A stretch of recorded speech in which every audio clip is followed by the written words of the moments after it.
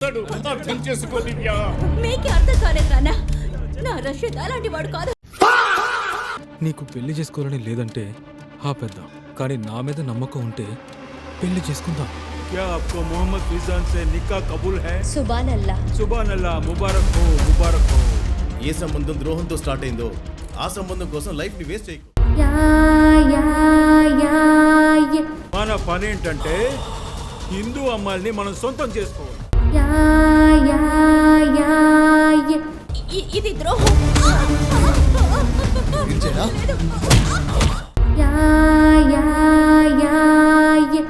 ఆకలితో చనిపోతాను కానీ బీఫ్ తినను.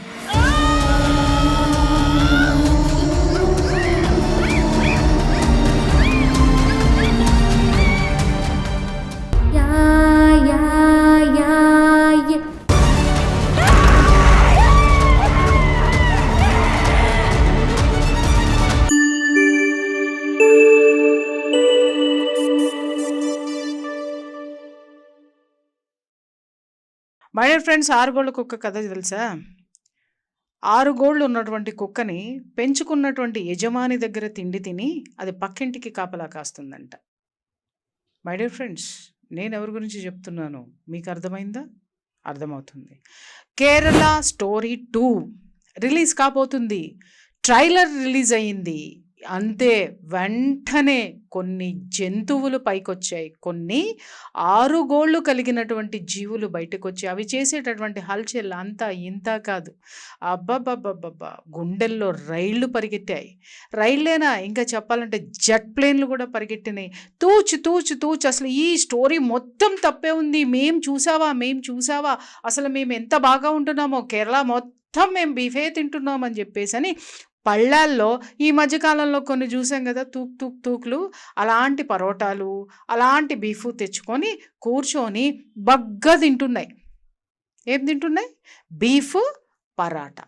ఎందుకు తింటున్నాయి అంటే ఇక్కడ మనం గమనించాలి, ఏదైనా ఒక విషయం గనక వచ్చినప్పుడు అది భారతదేశాన్ని నిలబెట్టేటటువంటిదైనా లేకపోతే కొంతమంది రాక్షసులు చేసినటువంటి అకృత్యాలు బయటకు వచ్చేటప్పుడు, వాస్తవాలు బయటకు వచ్చి దేశం ఐకమత్యంగా ఉండవలసినటువంటి సమయాల్లోనూ, అలాగే వాళ్ళు దాచిపెట్టినటువంటి వాస్తవాలు బయటికి చూస్తున్నటువంటి కంగారులోనూ గబ వచ్చేస్తారు. బన్నుతో కొట్టాం కదా, కొడితే ఎన్ని వచ్చినాయో బయటికి మీరు చూసిండ్రు కదా.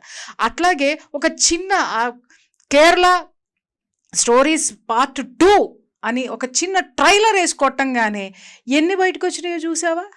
అబ్బా, మన నికృష్ట రాజు ఒకడు ఉన్నాడు కదా, ఆ నికృష్ట రాజు కూడా ఏం పెట్టినాడో చూడండి ఒకసారి. అన్నీ పెట్టి తోటకూర, ఆకుకూర, పందికూర, పాలకూర అన్నీ పెట్టుకొని, ఆ బీఫ్ పెట్టుకొని, ఇవన్నీ కలిసినటువంటిదే, అన్నీ కలిసినటువంటి షడ్రసోపేతమైనటువంటి రుచులు ఉన్నటువంటి ప్లేటు లాంటిది ఆ యొక్క సంస్కృతి, కేరళ సంస్కృతి అని పెట్టినాడు. నిన్ను అడిగినరా? నిన్ను ఎవడడిగాడు? అడగకుండా ఎవడైనా ఒక మాట అన్నాడు అని అంటే, గుమ్మడికాయలు దొంగెవర్రా అంటే గబగబా భుజాలు తడుపుకున్నాడంట, వెనకటికి ఇట్టంటాడే. ఇవన్నీ బయటికి వచ్చినాయి అంటే అర్థం ఏంటి మై డియర్ ఫ్రెండ్స్? ఖచ్చితంగా దాంట్లో వాస్తవం ఉంది. కేరళ స్టోరీస్ పార్ట్ 2 అర్థం చేసుకో దివ్య. మీకే అర్థం కాలేదు నాన్న. నా రషీద్ అలాంటి వాడు కాదు. నీకు పెళ్లి చేసుకోవాలని లేదంటే ఆపేద్దాం, కానీ నా మీద నమ్మకం ఉంటే పెళ్లి చేసుకుందాం. क्या आपको मोहम्मद फिजान से निकाह कबूल है? సుబాన్ అల్లా. सुभान अल्लाह, मुबारक हो, मुबारक हो. ఏ సంబంధం ద్రోహంతో స్టార్ట్ అయిందో ఆ సంబంధం కోసం లైఫ్ ని వేస్ట్ చేయకు. మన పని ఏంటంటే హిందూ అమ్మాయిల్ని మనం సొంతం చేసుకోవాలి. ఇది ద్రోహం.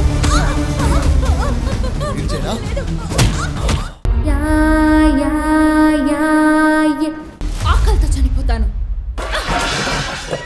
కానీ బీఫ్ తినను.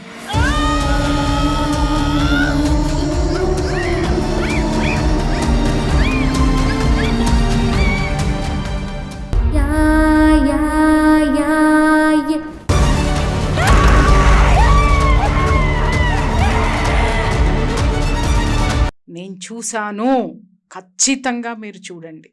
అది చూస్తే ప్రతి ఒక్క హిందువు ఇవాళ బతుకు ఎలా ఉందో అర్థమవుతుంది, వాస్తవాలు అర్థమవుతాయి.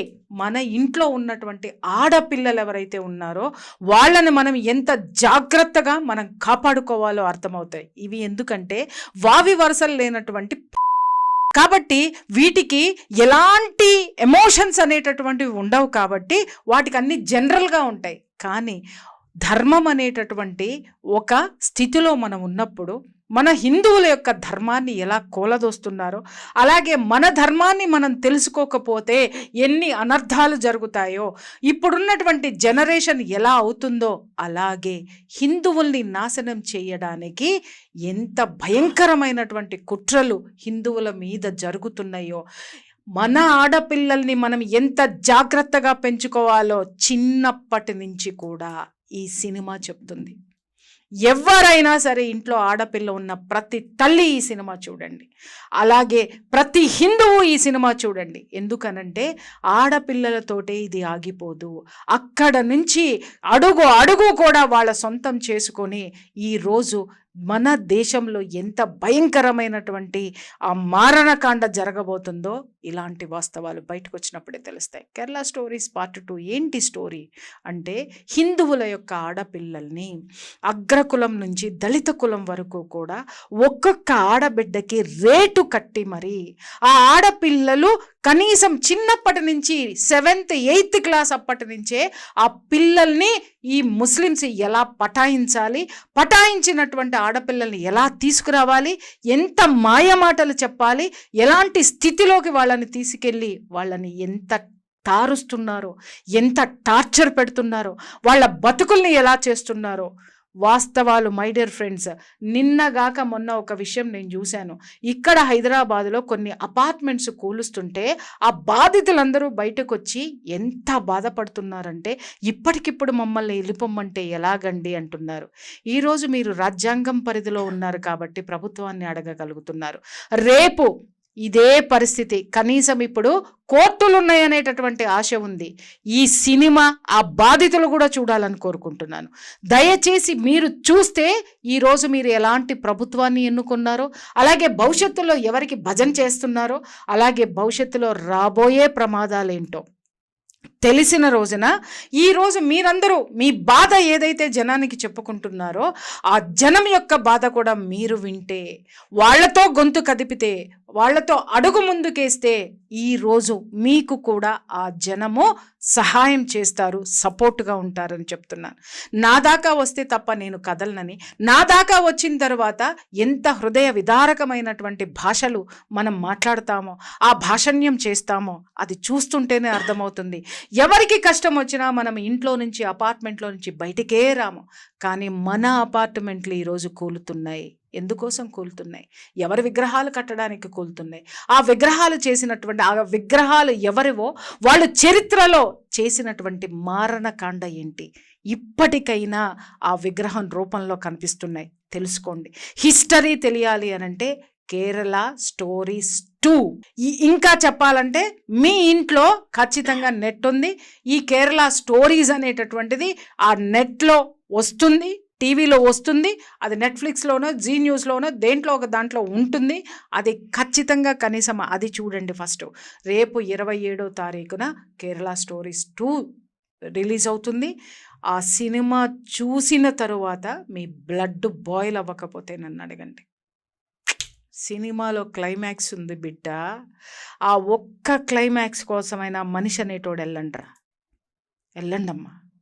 ఎందుకంటే అప్పుడు తెలుస్తుంది మనం ఏ స్థితిలో ఉన్నామో, మనం ఎక్కడికి నెట్టివేయబడుతున్నామో. కానీ మనం కలిసి ఉంటే ఏ స్థాయిలో మనం ఉంటామో, ఈ విధంగా ఎవ్వడో ఆ బొమ్మ పెడతా ఈ బొమ్మ పెడతా 1000 కోట్లు పెడతానని కూల్చటానికి రాడు. నిర్మాణం ఎలా చేసుకోవాలో మనము ఐకమత్యంతో ఎలాంటి బలగాన్ని సాధించుకోగలమో, ఇలా కూలుస్తామని వచ్చినటువంటి ప్రభుత్వాలని ఎలా కూల్చి మన ప్రభుత్వాలని ప్రజలకి సంబంధించిన హిందువులకి సపోర్ట్ ఇచ్చేటటువంటి ఆ యొక్క రాజ్యాన్ని మనం ఎలా స్థాపించుకోవచ్చో మనకి పూర్తిగా అర్థమవుతుంది.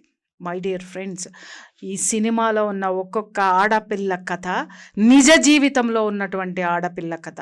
ఈ కమ్మీలు మొత్తం రోడ్డున పడిపోయి బీఫులు తినుకుంటూ పరాఠాలు తినుకుంటూ అబ్బెబ్బెబ్బెబ్బెబ్బే అసలు ఇక్కడ ఉన్నదంతా ఏమీ లేదు, మేమంతా అదే తింటున్నాం పొద్దున్న నుంచి సాయంత్రం వరకు అనేటటువంటి ఒక స్థితిని తీసుకురావడానికి వచ్చారు. కానీ వాళ్ళు ఏ బీఫ్నైతే తింటున్నారో ఆ బీఫ్ వెనక స్టోరీ ఏంటో ఒక్కసారి చూడండి.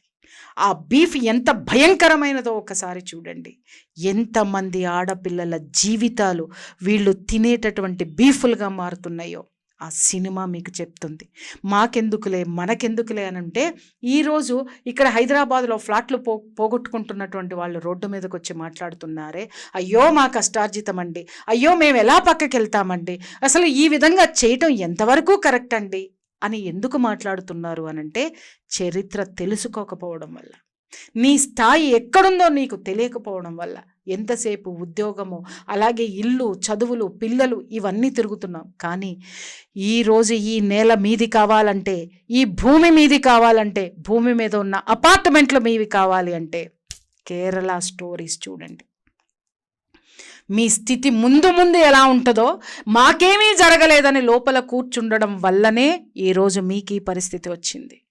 ఈ రోజు నుంచైనా కనీసం ఎవరికైనా ఇలాంటి హామ్ జరిగితే ఒక గొంతుక మేము ఇస్తాము, ఒక అడుగు మేము కదుపుతాము, ఆ పోరాటంలో పాలు పంచుకుంటాము అని ముందుకు వచ్చిన రోజున అపార్ట్మెంట్ కూలటం కాదు చెప్తున్నాను, ఇలా కూల్చడానికి వచ్చిన వాళ్ళని తరిమి కొట్టగలం మనం. ఇక అపార్ట్మెంట్ మీద కాదు కదా, అమ్మాయి కనిపిస్తే కూడా కన్నెత్తి చూడడానికి కూడా వణికే రోజులు వస్తాయి. దయచేసి హిందువులంతా ఐకమత్యంతో ఉండండి. ఈ కేరళ స్టోరీస్ మాత్రం చూడకుండా ఉండకండి. ట్రైలర్కే పాపం కమ్మీలంతా గబగబా బీఫ్ తినేశారు. మై డియర్ కమ్మీస్, అభీ తో పిక్చర్ బాకీ హై రే, దేఖ్ లేంగే మజా. भारत माता की जय।